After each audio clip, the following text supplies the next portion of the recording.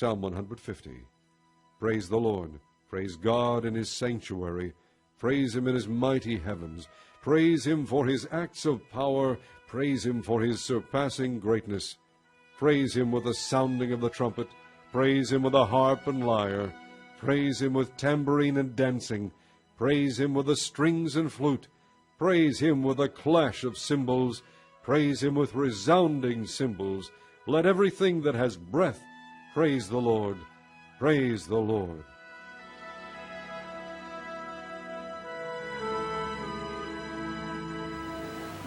Magandang umaga po sa ating lahat, mga kapatid. Kumusta na po kayo? At nawa ay tayo ay sabik sa presensya ng Panginoon ngayong umaga.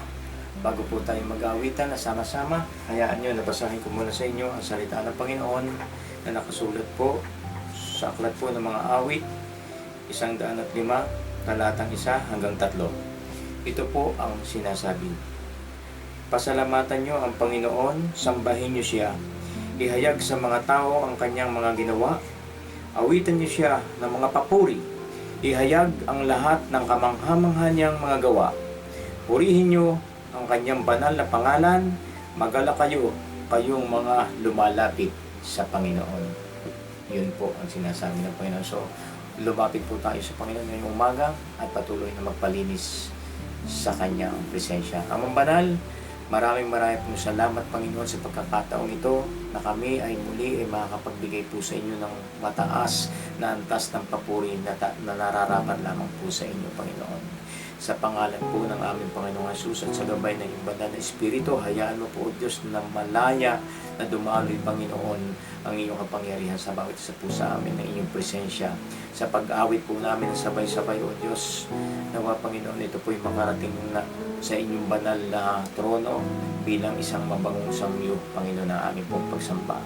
Sa kabila, O Diyos, ng aming nararanasan, hindi ito hadlang, kundi ito pa rin, Panginoon, ang magtutulak sa amin upang patuloy na pasalamatan at purihin ang iyong banal na pangalan, Ama. Salamat, Panginoon, dahil naandyan ka na nasa amin, Panginoon, upang kami ay hindi pabayaan o kalimutan man, Panginoon, o iwan man, O Diyos. Kaya, Panginoon, sa oras pong ito, sabay-sabay po kami na aawit at magbibigay sa iyo ng mataas na papuri dahil ikaw lamang po ang dapat papurihan, Panginoon. Maraming po salamat. Ihanda mo po ang aming mga puso, ang aming isipan, Panginoon, nang kami naman ay maging karapat-dapat po sa umaga po ito sa pagsamba po namin sa inyo. Purihin ka nga po, Ama. Maraming po salamat. Ibinabalik po namin sa inyo ng maingat ang kapurihan ng punong-puno po ng pagpupuri ng buong kalakasan ng maingat na maingat, Panginoon. Ikaw lamang ang mahayag sa aming kalagitnaan. Ito po ang aming samang dalangin sa matamis na pangalan po ng aming Panginoon Jesus. Ang lahat po ang magsabi na Amen and Amen. Hallelujah.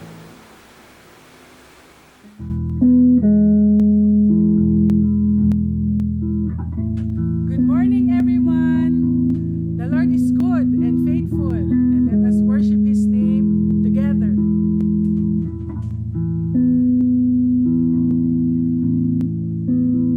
Standing here in your presence, thinking of the good things you have done, waiting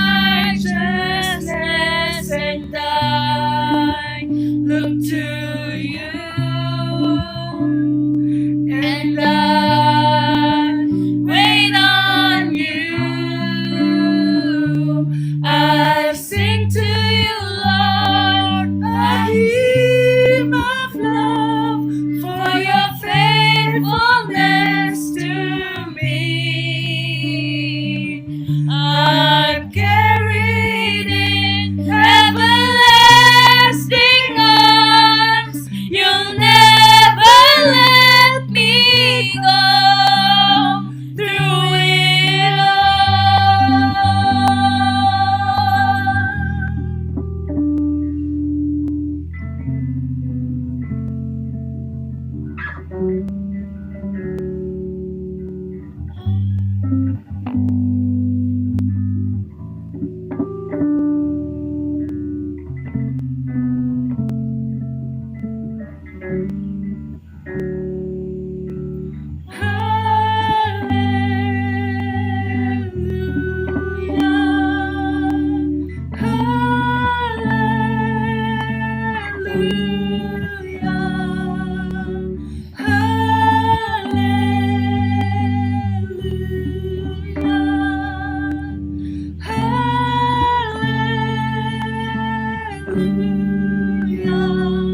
I'll sing to you, Lord, a hymn of love for your faithfulness to me. I'm carried in everlasting arms. You'll never let me go.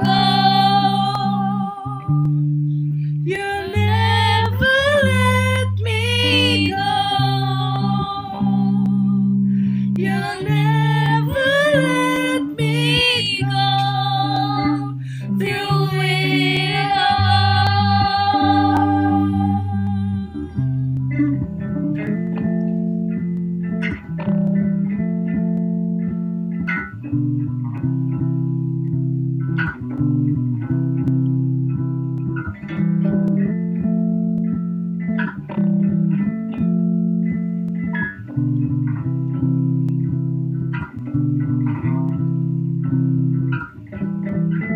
I've seen you move the mountains, and I believe I'll see you do it again. You made a way where there was no way, and I believe I'll see you do it again. I've seen you move the mountains, and I believe I'll see you do it again. You made a way where there was no way, and I believe I'll see you do it again. See you do it again. I see you do it again. I see you do it again.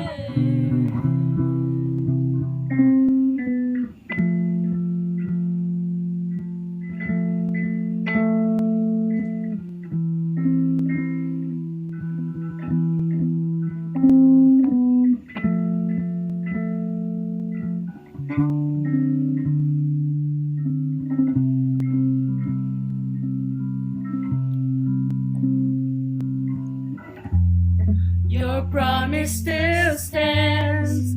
Great is your faithfulness, faithfulness. I'm still in your hands. This is my confidence. You never fail. Your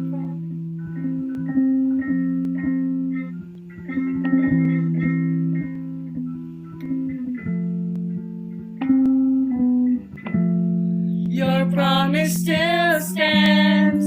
Great is your faithfulness, faithfulness. I'm still in your hands. This is my confidence. You've never failed. Your promise still stands. Great is your faithfulness, faithfulness. I'm still in your hands. This is my confidence. You've never failed me yet.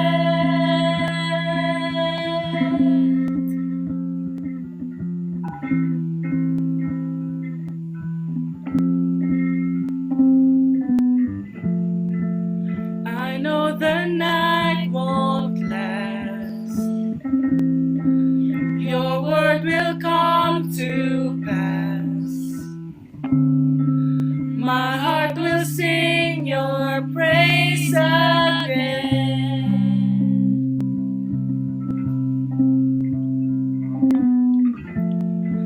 Jesus, you're still enough.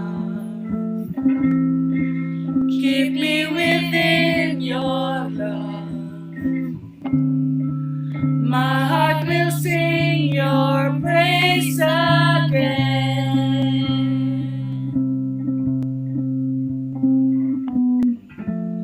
Your promise still stands. Great is your faithfulness. Faithfulness. I'm still in your hands. This is my confidence. You've never failed. Your promise still stands. Great is your faithfulness. Faithfulness. I'm still in your hands. This is my confidence. You've never failed me yet.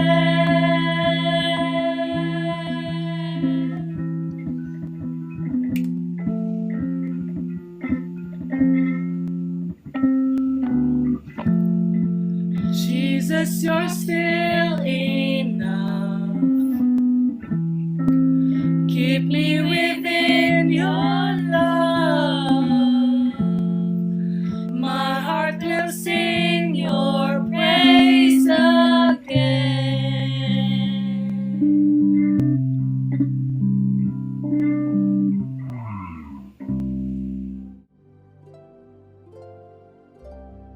Praise God. Hallelujah. Purihin ang Panginoon sa araw na ito. Hallelujah. Tayo po ay dadako sa ating pananalangin. Purihin ang Panginoon. At ang sabi ng salita ng Diyos sa unang Pedro, chapter 4, verse 7, ang sabi niya po doon ay ipagkatiwala natin sa Kanya ang lahat ng iyong kabalisahan sapagkat siya ang kumukukup sa inyo. Purihin ang Panginoon. Hallelujah. Tayo po ay manalangin, mga kapatid. Glory to God. Hallelujah. Dakilang Diyos, maraming salamat sa umagang ito. Minsan pa, sapagkat o God, kami pinagpala mo. Muli mo kaming binigyan ng pagkakataon upang kami ay makadulog sa iyo, makapanalangin at aming ilagak sa iyo, Lord God, ang lahat ng aming alalahanin. Salamat sa iyong salita na siya nagbibigay sa amin ng kalakasan sa mga panahon ito, O God.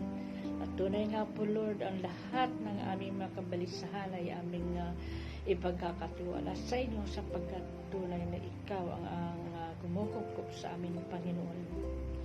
O God, nilalapit ko po sa iyo ang lahat na tinawag mo bilang pastor sa lahat ng mga Christian churches, Lord God. Patuloy mo po silang bigyan ng kalakasan, karunungan at kaalaman nagmumula sa iyo upang sa ganun, Lord, ito'y kanilang magamit, Panginoon, sa kanilang pagbibigay ng pagkaing spiritual sa amin lahat, Panginoon. Lalo na upo Diyos, dinadalangin ko po ang aming mahal na pastor na si Pastor Maris Alfonso, Panginoon. Salamat o Lord God na sa habang panahon, Lord, na kanyang pinaglingkod sa inyo at sa amin, Lord God, siya po ay nanatiling tapat at hindi niya po kami pinabayaan o iniwanan man, Panginoon. Marami na po siyang dinanas ng mga trial sa buhay, mga alalahanin. Ngunit Lord, nakita po namin kung paano niya kami inalagaan sa kabila ng mga naranasan niya mga problemang ito, O God. Sapagkat Lord, tunay na siya tinawag mo, O God, upang kami kanyang mga tupa ay kanyang alagaan dito sa Winbinian Church, O God. Dinadalangin ko po, Lord, na pang yung karunungan, O God, at kaalaman ay patuloy mong ibigay sa kanya upang sa ganun, Lord, ito'y kanyang magamit, Lord God, upang ang kanyang mga tupa ay patuloy yung patatagin at palakasin, Lord God, mula sa iyong salita. Dinadalangin ko rin po, Lord, na patuloy mo siyang bigyan ng kalakasan pisikal, Panginoon. At higit sa lahat, Lord, ingatan mo po siya, Lord God, sa lahat ng mga karamdaman, O Lord God. Hallelujah. Huwag pong hayaan, Panginoon, na siya po ay makaranas ng iba't klaseng karamdaman, O Lord God. Salamat po sa kanya, Panginoon, Lord God, na tunay nga po, Lord God, na siya, O Lord God, ay naging tapat sa iyo at sa aming kanyang mga tupa, Panginoon. Dinadalangin ko rin po, Lord, si Jenny, ang kanyang asawa, Panginoon, O God, na sa kanyang paglilingkod, una sa lahat sa iyo, Diyos, sa kanyang asawa, sa kanyang mga pamilya, O God. Nakita ko po kung paano siya naging tapat, Lord God.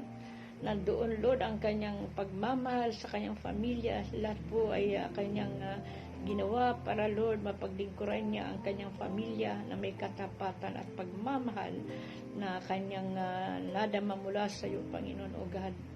Yung kaya't ang pagmamahal na yun, Lord, ay kanyang binahagi sa kanyang pamilya, Lord God, sa pamamagitan ng paglilingkod sa kanila, Panginoon. Dinadalangin ko rin po, Lord, ang kanyang mga anak, O Diyos. Hallelujah.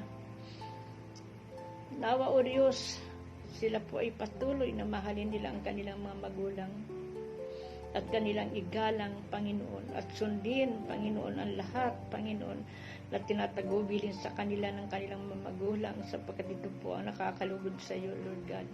Na may pangako ka, Panginoon, na kung ang mga anak ay mamahalin at susunod at igagalang ang kanilang magulang, Panginoon, sila yung pagpapalain, O God, sa buhay na ito, O God. Dalangin ko, Lord God, na ang kanilang mga anak, O God, na sa kanilang paglabas ng tahanan, Lord God, papasok sa trabaho at sa kanilang pag-uwi, ingatan mo po sila, Panginoon, sa lahat ng oras, O Lord God. Dalangin ko rin po sa kanilang pagpasok sa paaralan, Lord, na kung saan ang bago na po ang paraan pag-aaral ngayon, Lord. Online o kaya home study, Panginoon. Dalangin ko po na sila po ay maka-adjust doon, Lord God, at maka-cope up, Lord, sa lahat, Panginoon, na pangangailangan nila sa pag-aaral, Panginoon. O God, ang buong pamilya, O Lord God, ay tinatagubilin ko po sa iyong magpalang kamay, O God. Pagpalain mo po, Lord, ang lahat ng areas ng kanilang buhay. Patuloy mo po sa patatagin. I pray, Lord God, that you will continue to provide their needs, O God. Hallelujah. Patuloy mo po silang ingatan sa lahat ng oras, O God. At sa iyong pagpalang kamay, Panginoon, tunay na sila po ay secured sa iyong pagmamahal. Salamat, O Diyos, sa kanilang pamilya na naging bahagi ng aming mga buhay. Bless them, O Lord God. Hallelujah. Glory to God. And Father, this is my prayer in the name of the Lord Jesus Christ, our Savior. Amen and amen.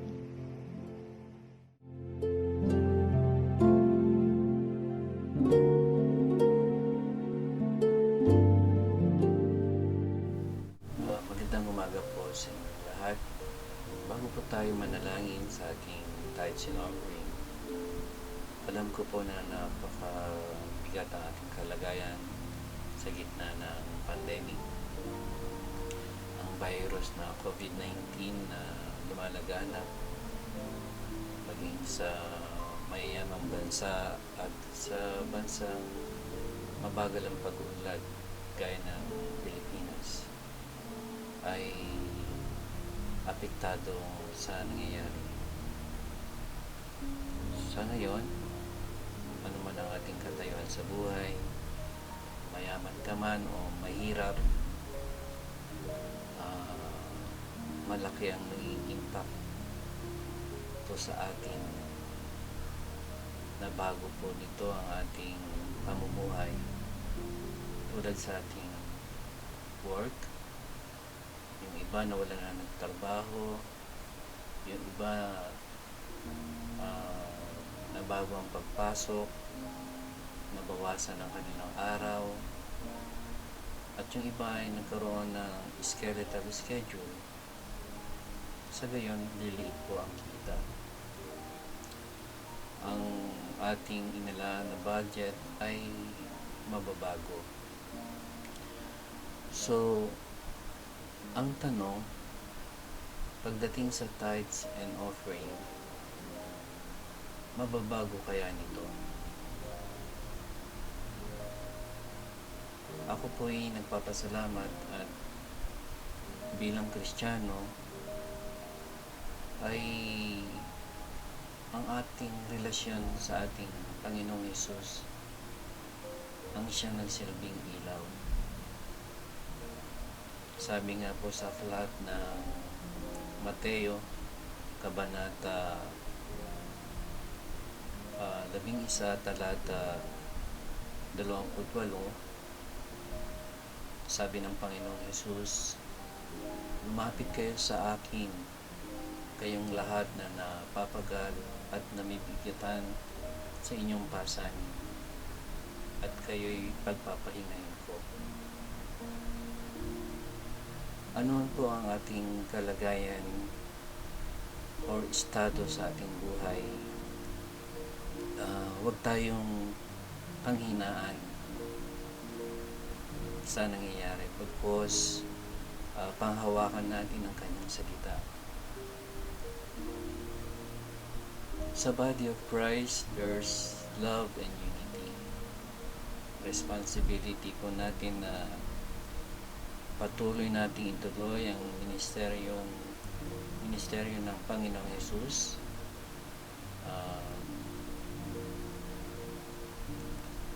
Na sa araw-araw nating pamumuhay habang naririto tayo sa mundong ating ginagalawan. Kaya nararapat tayong magbigay ng tithes and offering para masuportahan natin ang ating church sa kanyang ministry, at ito rin po ang uhubog sa ating espiritual na pangangailangan. So, ang maganda ay makaipon tayo ng mga gawaing pangkalangitan. At ang sabi po rin po sa aklat ng Mateo, verse 19, verse 21, sabi po ni Jesus sa binatang mayaman, if you want to be perfect, go sell what you have, give to the poor, and you will have a treasure in heaven, and come follow me. Let us pray. Amang Diyos na makapangyarihan sa lahat, na may gawa ng langit at lupa, tanggapin niyo po ang aming tithes and offering. Panghawakan niyo po ito. Magamit lamang po ito sa inyong ministry to preach the gospel sa mga taong nangangailangan ng inyong presence. Maging ang aming structural church, Lord, anuman po ang needs nito, ikaw na po ang patuloy na humawak, O God.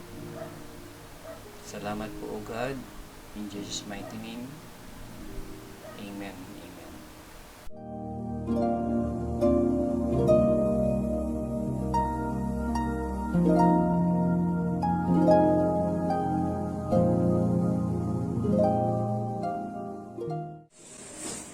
Magandang umaga, mga kapatid. Mag-uusapan natin ang topic on Jesus Cares.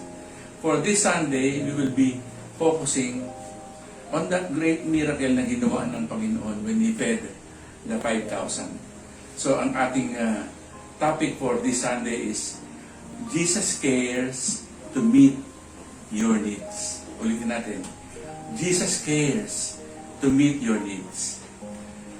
Itong feeding of the 5,000, ito yung, sabi ko nga kanina, it was one of the great miracle na sa sobrang laki yung magnitude ng miracle na ito. Yung apat na Gospels, Matthew, Mark, Luke, and John, they all recorded this place this in their Gospels. Mula sa unang miracle ni Jesus, yung first miracle niya sa wedding at Cana, to the healing of the paralytic in John 5, and this feeding of the 5,000, a lot of events have taken place, some of which are mentioned in Luke 6, 1 to 9 verse 10, at saka sa Mark 3. At during this period, our Lord preached the Sermon on the Mount sa Matthew 5 to 7. And He also gave the parables of the kingdom. Ito yung mga itinuro niya bago dumating itong kanyang pagpapakain ng 5,000. And in our study of the feeding of the 5,000, we will get our references from all 4 Gospels, but primarily from the book of John. So, John, as he wrote his Gospel, alam nyo, itong si John, selective siya eh. Pero yung kanyang primary focus is on Jesus of Nazareth bilang si Kristo, the Son of God, na whoever will believe in Him will have eternal life. So in this account of the feeding of the 5,000, titignan natin ito from John chapter 6, 1 to 14. So sa istorya, a great multitude had been following Jesus for several days. Kasi noong mga panahon na yan, sikat na si Kristo, marami na siyang mga ginawang himala, at yung mga tao, talagang they all are gravitating towards Him. Kung saan siya magpunta, hinahabol siya, sinusundan siya. They are following Jesus for several days, itong account na ito, upang makinig, to listen to His teachings, and behold His miracles. So, dumating yung time. Bago dumating itong account ng pagpapakain niya, Jesus had felt so tired, at so, ganun din yung kanyang mga disipulo na that needed to get away, to rest. But, yung mga crowds, they pressed on Him. Sabi nga sa Matthew 6, 31 to 34, then Jesus said, let's go off by ourselves to a quiet place and rest a while. He said this because there were so many people. Nakakapagod din yun. Kahit si Kristo ito, Diyos siya, na nagkatawang tao, in the flesh, napapagod din siya. There were so many people coming and going that Jesus and His apostles didn't have even a small time to rest at makapagpahinga. Kaya nga sabi niya, lipat tayo sa kabila. So, verse 32, they left by boat for a quiet place where they could be alone.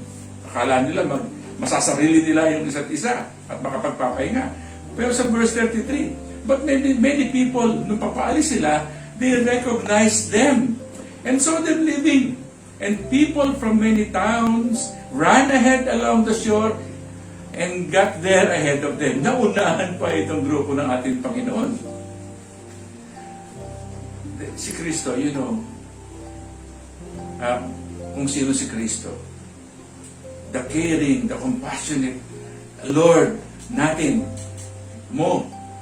Sa verse 34, Jesus saw the crowds, the huge crowd, as He stepped from the boat. Ang intention nila, magpahinga, mag-rest, mag-retreat.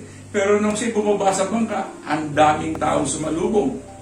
And He had compassion on them because they were like sheep without a shepherd. So instead of resting, He began teaching them. Not once, but many things na itinuro niya. So ito yung ating Panginoong Hesus.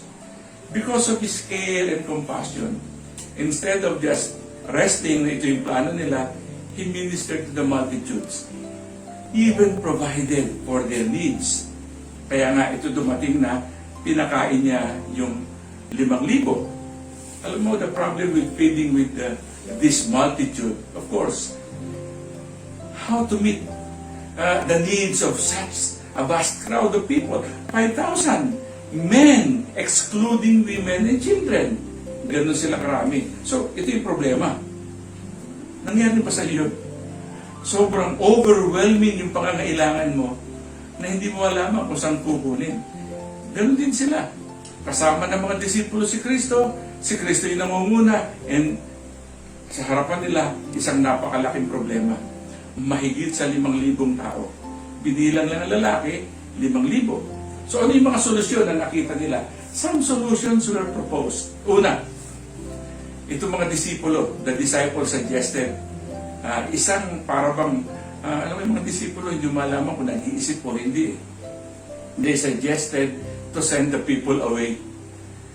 Get rid of the problem. Let them take care of themselves. Ito makikita natin sa Matthew 14:15, Mark 6:36, and Luke 9:12. Tingnan natin, isa-isahin natin. Matthew 14:15, that evening, the disciples came to him and said, "This is a remote place and it's already getting late."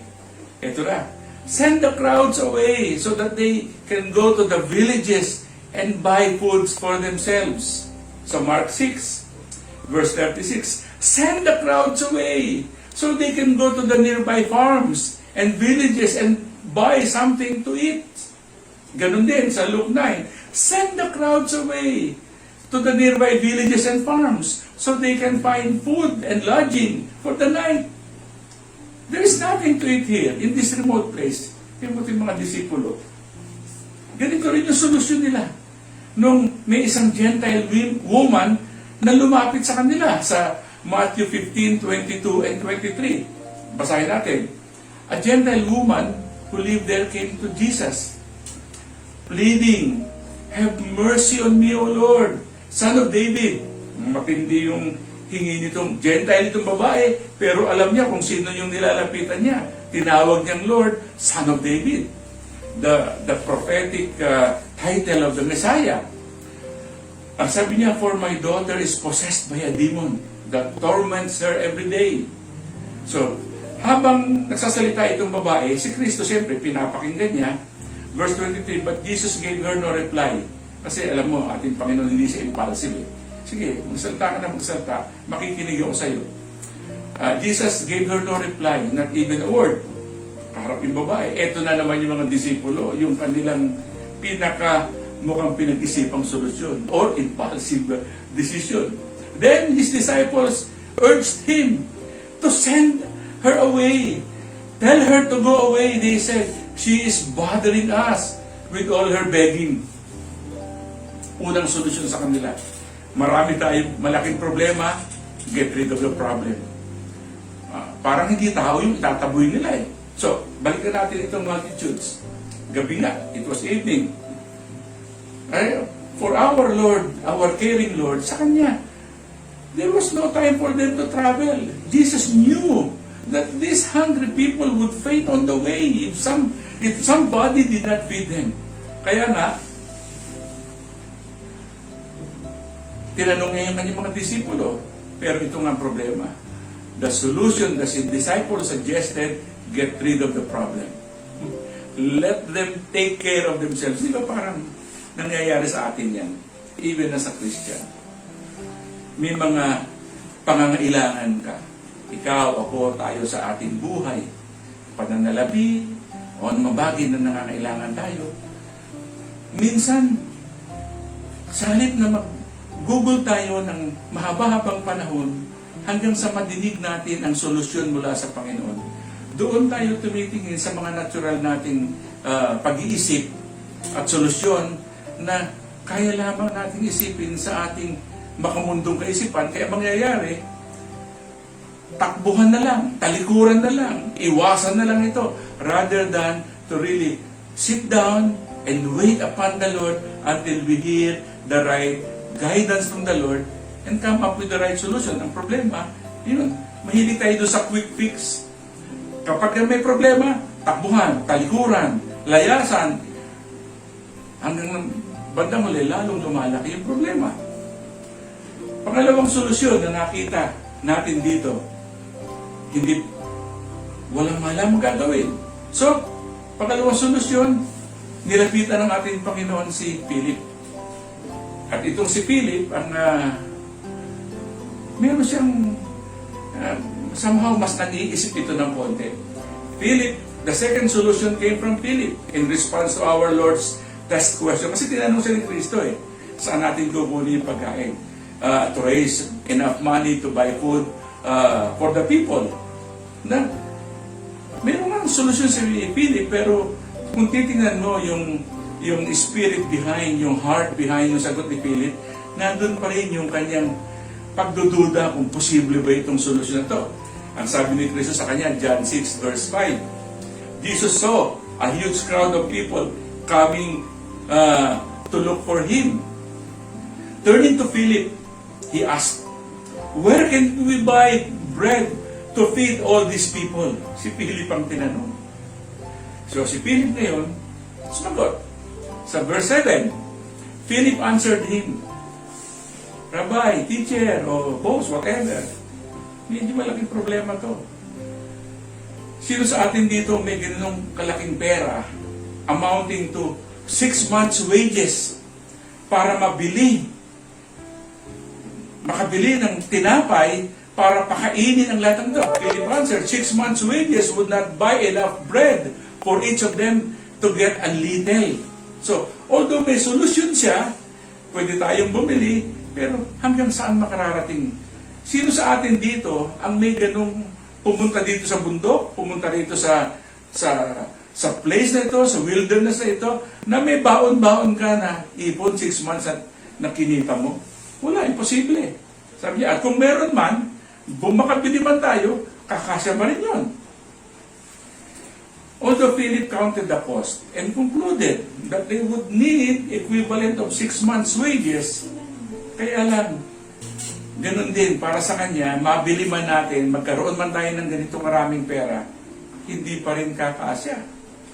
It would not provide enough food to satisfy the hunger of all the men, women, and children. Alam mo, too often we think that money is the answer to every need. Totoo naman, paano umikot ang ekonomiya? Pera. Of course. Nung tinanong ng Panginoon si Philip, tinetest nga lang niya si Philip yung kondisyon ng kanyang pananampalataya. Pera nga ba ang solusyon? Siguro kung tama ang solusyon ni Philip, nung tinanong siya ni Kristo, dapat ibinalik niya Jesus, tinatanong mo ako kung saan ako kukuha ng maipapakain sa Kanya. Ang natural na dapat na sagot, Panginoong Jesus, o sa atin, Panginoon, pero sa kanila, Rabbi pa lang si Kristo nun. Sumusunod sila sa iyo. Kung naaalala lang ni Philip yung mga himalang ginawa ni Kristo, pwede niyang hinugot yung karanasan ng paghihimala ni Kristo. Naghimala ka na nagpagaling ka na ng may sakit. Pinuhay mo yung mga patay. Ano na ba itong pagpapakain? Dapat ganun Kaya lang, siguro yun ang hinahanap ng Panginoon sa kanya. Kaya sa tinanong. Dahil ang sabi nga dito sa Gospel of John, tinanong na siya ni Kristo, just to test Philip. Pero kasi alam na ni Kristo yung sagot So, before this incident, kaya tinanong ni Kristo si Philip, because before this incident, Jesus had already performed 18 miracles sa likod ng isipan ng ating Panginoong Jesus. Kaya niya tinanong si Philip, dahil alam niya, kasama kita from the beginning. Nakita mo yung 18 himala, at itong feeding of the 5,000, itong darating na pagpapakain, ito yung pang-19. Kaya lang, itong kanyang disipulo still have his eyes on the natural. Hindi lang siya, lahat ng kanilang disipulo. Instead of the miracle that they have seen Jesus perform before their very eyes. Alam mo, ang ating Panginoon, kung may ginagawa sa ating buhay, iyon ay pagpapakita ng kanyang kapangyarihan na pwede mong balikan kapag dumating ang problema. Kasi, nagkaroon ka ng problema. Ikaw ba, kapatid, nagka-problema ng araw? At nalutas din ang ating Panginoon. Pero hindi yun ang katapusan ng buhay. Magkakaroon ka pa rin ng problema. Katulad dito, 18 ng himala. Pang-19 itong feeding, itong coming miracle ng feeding of the 5,000. Actually, 37 yung mga himala ni Kristo according to the lists ng mga nag-aaral, ng mga naglista ng mga himala ng ating Panginoon. 37 daw, and this is the 19th. Kaya lang kapag ikaw at ako, tayong lahat, ay nakatingin dun sa natural at hindi sa kapangyarihan ng Panginoon, madali mong makakalimutan that in the past, Jesus had performed miracles in your life. Kapatid, ilang buwan na yung COVID? Simula March, April, May, June, July. Buhay ka pa. Buhay pa ako. Ang ilan sa atin nagkasakit pero gumaling. Ang ilan sa atin nawala ng pera, nabigyan ng ayuda, huwag mong tingnan si Kapitan. Kaya may pambigay ng ayuda si Kapitan dahil ang Panginoon nagpala. So kung ngayon, mag-extend man, at sa tingin mo, saan manggagaling? Mukhang nauubos na yung dilata ko. 5 na lang itong sardinas ko. Bago maubos yan, may darating na mas malaking pagpapala dahil ang Diyos, Jesus cares. Don't look on the natural. The natural will fade. Natural will give us all this world will give us all the problems. We will encounter hanggang nabubuhay tayo kahit born again na nga ikaw at ako, may problema tayong darating. Pero si Kristo hindi pa tapos eh. He continuously care at nagpapakita ng compassion sa atin. So, kaya lang, they acted on the basis of their human wisdom and resources. Kaya ang nakita nila yung problema, yung difficulties, but not the potential na pwedeng gawin ng Panginoon sa mahirap nilang sitwasyon. You have problems. Tayong lahat nagkakaproblema. But if you will focus on the problem of your difficulties, kapatid, talo ka. Then kay Kristo, our caring Lord, nasa Kanya ang lahat ng katugunan sa lahat ng ating suliranin. How many times God's people have complained? Sabi mo nga, sabi ng marami, if only I had enough money, I could do something. Katulad nila, 200 denarii would be equivalent of 6 months to a year's wage for the average laborer. Saan manggagaling ito? Kapatid, nakaraos tayo ng 5 buwan. Nakakakain pa rin tayo. Hindi man sa sagana, sa marami, pero kumakain ka pa rin. Nakakapakinig ka pa rin to, may pambayad ka pa rin sa kuryente, sa loob. Nakakapag-internet ka pa rin. Napagpapala ka pa rin ng mensahe na iyong nadidinig. Tumingin tayo sa Panginoon. Sabi nga niya, nung tinanong niya si Philip, just to test him, kung nasaan ang kondisyon ng pananampalataya mo, itong nangyayari sa atin, I believe this is God's way of testing you and me. Nasaan ang pananampalataya natin? Darating ang bakuna, hindi natin alam. Darating ang gamot para gumaling ang mga may COVID, hindi natin alam. But kailan man yan dumating, ngayong taon ito, sa 1 buwan, sa susunod taon, yung pagdating niya, hindi ko alam at hindi ko na gustong mag-focus para maguluhan ako dahil alam ko, kahit wala yung bakuna, kahit wala yung gamot, kahit wala yung ayuda, si Kristo nandito. Wala silang pagkain para sa 5,000, pero si Kristo, the bread of life, kasama nila. Yun ang na-miss nila eh. Tumingin sila doon sa material kaysa doon sa magbibigay na makakain nila. Ang pangatlong solusyon na nakita nila, ito si Andrew. At talagang maaasahan ito si Andrew sa pagdadala ng mga tao sa ating Panginoon. Andrew, he found a little boy. Naghahanap silang lahat. He found a little boy na mayroong dalang tanghalian o hapunan o ano man yun. Gagabi na nga pala. 2 little fish and 5 barley breads. Inihanda nilang magnanay. Kung nanay o tatay yung kasama yan, hindi natin alam. So, John 6:8-9. One of his disciples, Andrew, Simon Peter's brother, said to Jesus, "There is a boy here who has 5 barley loaves and 2 fish." Meron siyang nakitang solusyon. Kaya lang, kahit na merong tinapay at isda, ikumpara mo pa rin sa 5,000 yung pakakainin. May solusyon nga itong si Andrew. Kaya lang ito na naman. Nakita niya yung dami ng pakakainin. But what are they among so many people? May provision na. Minaliit pa yung provision. Nakalimutan nila na gaano mang kaliit meron ka, kayang palakihin ng Panginoon yan. So again, sa panahon ng crisis, ng pagsubok, ang tinignan nitong si Andrew, may nakita na siyang parang solusyon, mapagkukunan ng pagkain, kaya lang, ang liit nito eh.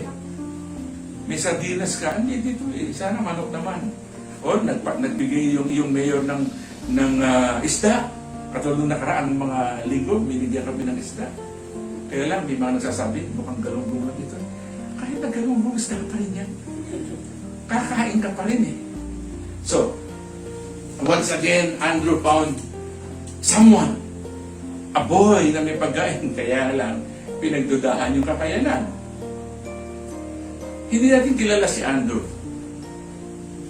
Katulad ng pagkakilala natin sa ibang mga disipulo, pero somehow, ginamit siya ng Panginoon para may pagmulan ng pagkukunan ng Panginoon ng kanyang pararamihing pagkain. That little boy is to be commended for sharing his lunch. Ganon din yung nanay niya.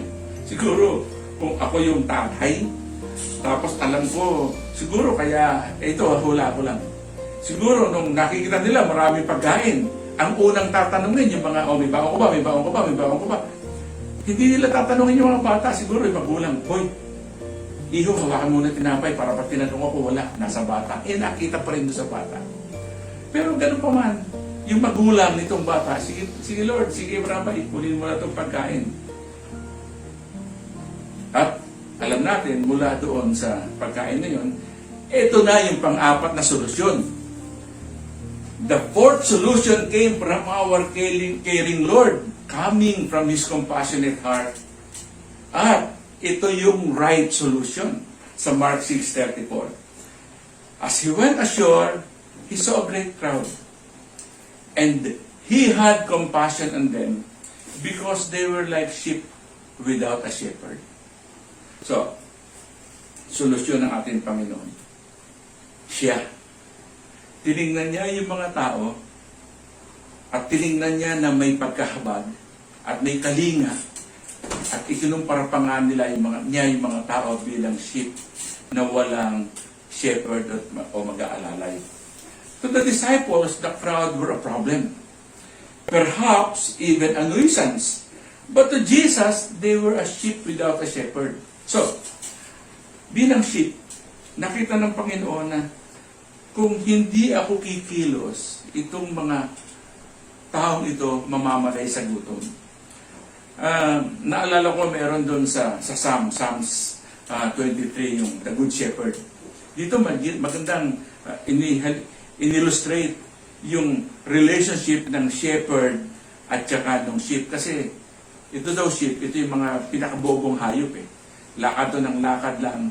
Kung walang shepherd na magdadala sa kanya sa green pasture, kung ano lang yung mga bulok, mga patay na dahon, kakainin niya lang, hindi yan maghahanap. Itong mga sheep, lakad lang sila ng lakad. Ano sila? Herd of sheep.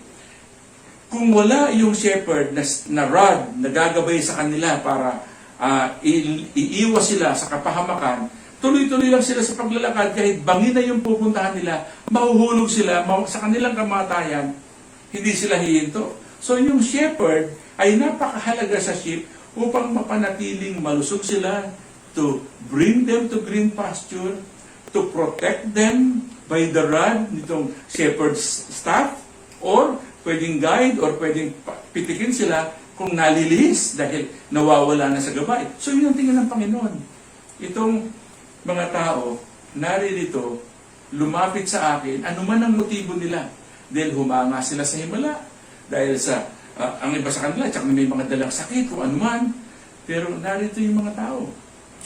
Kaya ang Panginoon, kinahabagan sila at kinuha. Ito yung pang-apat na solusyon. Kinuha niya yung 2 isda at yung mga barley loaves of bread doon sa bata at kanyang minultiply. He took the boys' lunch, blessed it, broke it, handed it out to His disciples, and they fed the whole crowd. Sabi nga sa John 6:11, then Jesus took the loaves, and when He had given thanks, He distributed them to those who were seated, so also the fish, as much as they wanted. Bago dumating, gutom sila, pagod na sila, kung saan nanggaling, but dahil ang solusyon ay nanggaling kay Kristo, napakain sila ng sobra-sobra sa kanilang hanggang sa kailangan nilang kumain, magpakabusog kayo, kaya kayong busugin ng ating Panginoon. The miracle took place in the caring hands of our Savior. Hindi sa kamay ng mga disipulo. Jesus multiplied the food. The disciples only had the joyful experience of passing it out. Not only were the people fed and satisfied, but the disciples were privileged to see this miracle happen before their very eyes. And nakapagtira pa sila ng maraming pagkain sa mga darating pa nilang paglalakbay. The Lord took all opportunity to show His people that He cared, He ministered to them, and meet their needs. Ipinakita din ng Panginoon natin ang practical lesson that whenever there is a need, look to Jesus. Trust His care, trust His compassion for us. Give all that you have to Jesus and let Him do the rest. John tells us that Jesus used this miracle as the basis for a sermon on the bread of life. Siya yung tinapay ng buhay. Kapatid, katulad ng sinabi ko sa atin kanina, Jesus did not perform this miracle just to meet human needs, bagamat ito importante. Because ang pinaka-importante sa lahat ay upang ipakilala niya ang kanyang sarili sa kanila na ako yung inyong kailangan. Jesus used this miracle to reveal Himself as the bread of life, to reveal Himself as the God who will meet all your needs, anuman ang iyong pangangailangan. Hindi ko alam, kapatid, kung saan ka na naroon. Maraming tumatawag sa akin, nadudurog yung puso ko, meron akong na-meet somewhere, at sabi niya, bagong panganak lang siya, iniwanan na siya nung kanyang kalibin, at ngayon wala silang makain. Isang istorya lang ito, at marami tayong istoryang madidinig sa ating kapaligiran. Marami tayong mababalitaan na may mga tao daw na dahil sa matagal ng walang trabaho, namamalimos na sila, tumitingin doon sa mapagkukunan nila sa natural. Kapatid, hindi ko sinasabing mali sila. Hindi ko sinasabing hindi nila dapat gawin iyon. Dahil malamang, in the natural, yun ang kaya nilang gawin. Subalit naririto ang iglesia. Ikaw, bilang Kristiyano, ako, tayong lahat na nakakakilala kay Kristo. Naranasan mo na ang himala ng Panginoon sa buhay mo. Hindi lang ngayon may COVID. Ikaw, naranasan mo na kung paano iniligtas ka ng ating Panginoon sa pagkakasala. Pinatawad ang iyong kasalanan. Takot ka noon na mamatay dahil hindi mo alam kung saan pupunta ang iyong kaluluwa kapag ikaw ay namatay. Pero yung pinakamahalagang pangangailangan ng ating buhay, yung buhay na walang hanggan, ibinigay ng Panginoon sa iyo. More than the daily bread that you need every day, but the eternal bread of life, the eternal salvation of your soul, ibinigay na sa iyo ng Panginoon. Ano pa ba yung iyong pang-araw-araw na pangangailangan? Kaya ng Panginoon ang iyong sitwasyon. Magtiwala ka sa Kanya.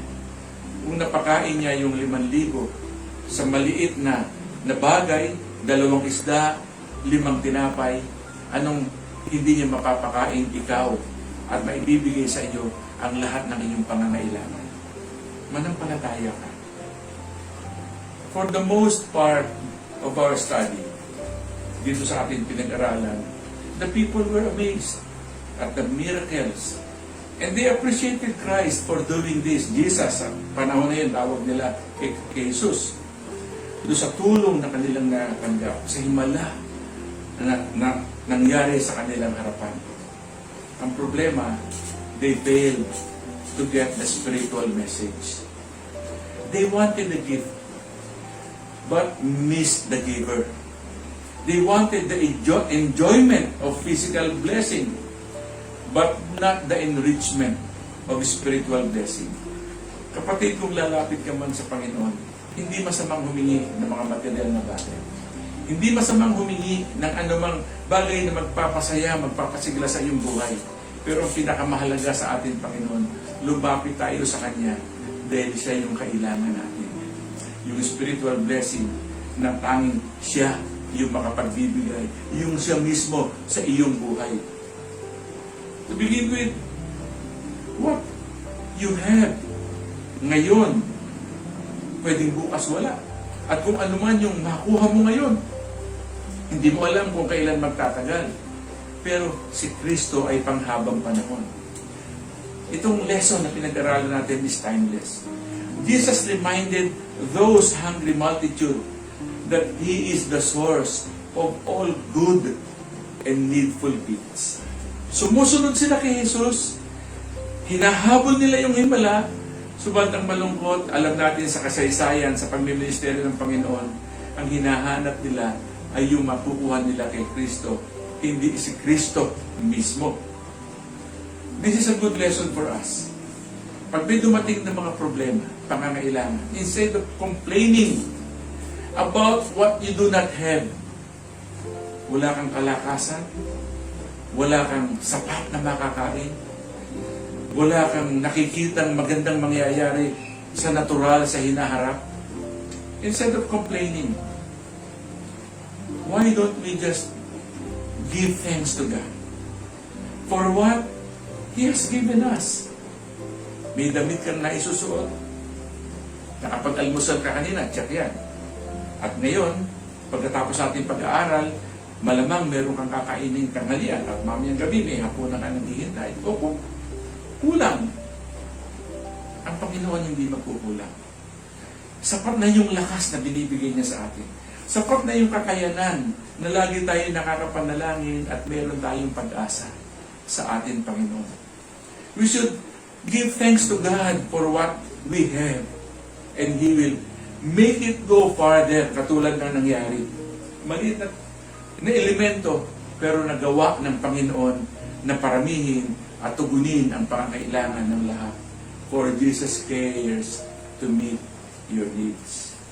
Kapatid, sa pagwawakas, gusto kong tayo manalangin. Katulad ng nagdaang linggo, hindi ko alam ang sitwasyon mo.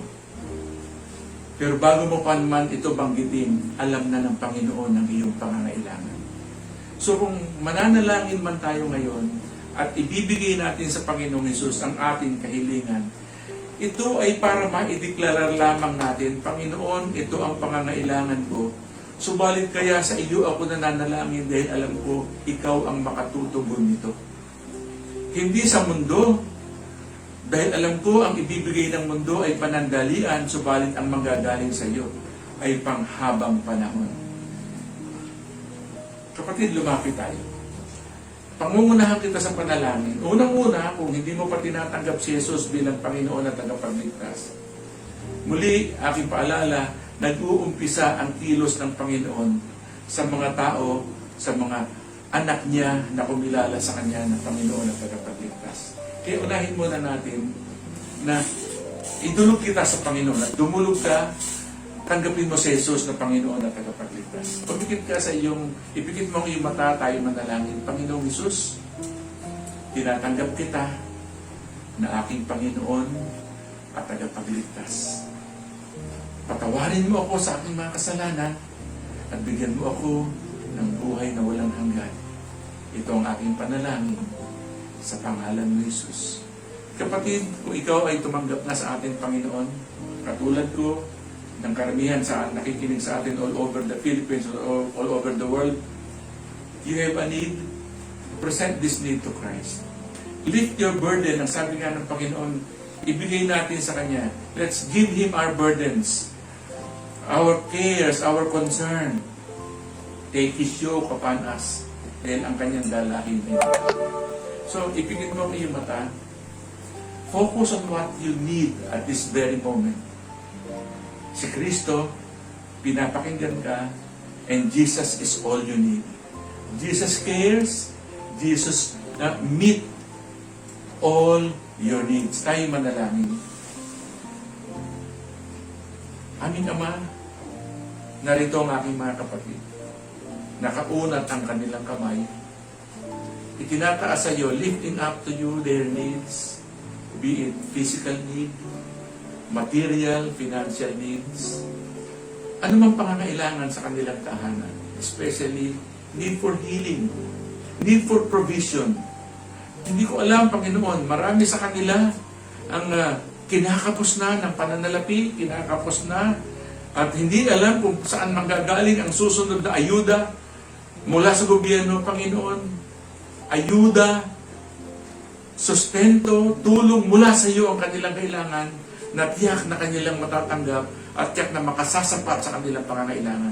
Panginoon, tinataas ko sa iyo ang bawat sang kapatiran na ngayon ay kasama ko sa pananalangin ito.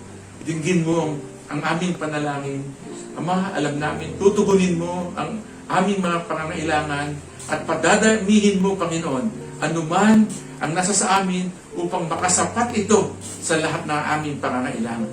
Ama, niluluwalhati ka namin.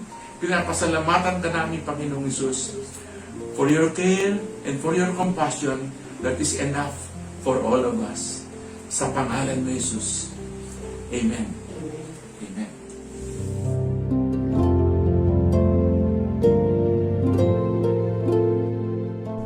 So, good morning po sa ating lahat, and I hope you've been blessed with the sharing of the word kanina. And before we close, I just want to share this verse in Hebrews chapter 11 verses 1 to 2. It says, "Now faith is confidence in what we hope for and being certain on the things we do not see. This is what the ancients were commended for." Itong verse na to medyo ano na po siya, na parang sikat na or mas marami na yung nakakaalam, but na-overlook po kasi yung Hebrews chapter 2 kasi ang kalimitan na nakikita is yung Hebrews chapter 11 verse 1. Pero kung titingnan po natin yung verse 2, sabi, "This is what the ancient were commended for." So right now, na parang nakakaranas tayo dito ng trying times ng pandemic, we should look back on the history of God's grace, of the history of God's deliverance, especially noong ancient times, kung gaano naging faithful si Lord kala Moses, kala Abraham, kala Enoch, kala Abel. Bakit? Why those servants of the Lord were commended for? Because of their faith, diba? We need to put that emphasis with that faith. Because of their faith, they've been commended for, diba? Nakita po natin yun. Lahat po tayo ngayon nahihirapan, lahat po tayo ngayon natatakot, may doubts, may pangamba. But one thing is certain, God is still the King and He is still in control of everything that's been happening. And I know after all these things, when all's been said and done, we can be also commended for if we keep that faith. If we keep that faith. So let's pray. Dear Heavenly Father, we thank you, Lord God. Number one, Lord God, for the sharing of your word. We thank you, Lord God, because right from the start, you've been so good, you've been so faithful, Panginoon ko, sa buhay namin. Lord, what we ask, Lord God, is to strengthen your faith, Lord God, most especially in these trying times, Panginoon ko. It is you, Lord God, that we long for. It is you alone, Lord God, whom we really need, Panginoon ko. Help each and every hearts and minds ng bawat isa sa amin, Panginoon ko, na matuon yung focus sa inyo lamang. Lord, hindi po namin ito kakayanin, Lord, kaya na mag-isa. Lord, hindi po namin alam how long will it take, Lord God, or what's been hindering, Lord God, kung bakit tumatagal po ito. But Lord, patuloy kami magtitiwala, Lord God, sa inyo. Ama, dalangin po namin, Panginoon ko, na patuloy mo kaming palakasin, patuloy mo kami, Lord God, na i-motivate, i-inspire, Lord God, Ama, na magpatuloy, Panginoon ko, sa laban ng buhay na ito, Panginoon ko, Diyos. Ama, I know na mahal mo ang bawat kaluluwa ng mundong ito, Lord God, Ama. In fact, Lord God, you gave your only Son to die on the cross, to be resurrected and save us. Panginoon ko, alam po namin, Lord God, Ama, na sa bawat sandali ng buhay namin, aakayin mo kami, Panginoon ko. hanggang makarating kami sa dulo, Lord God.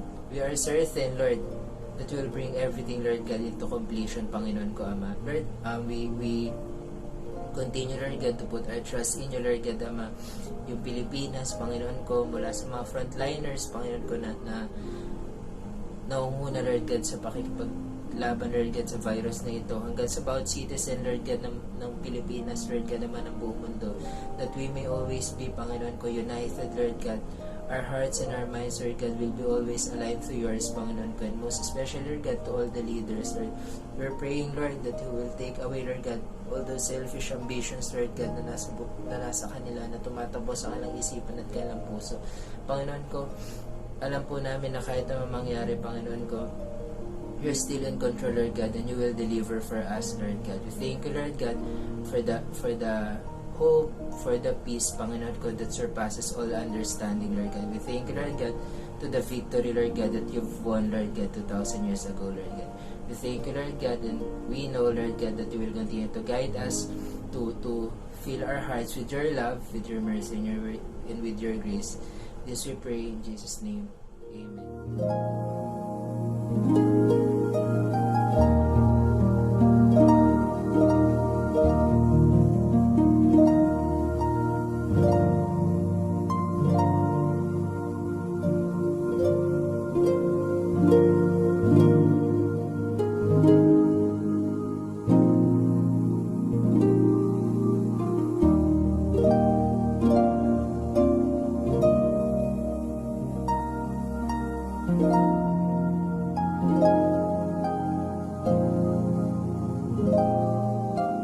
Thank you.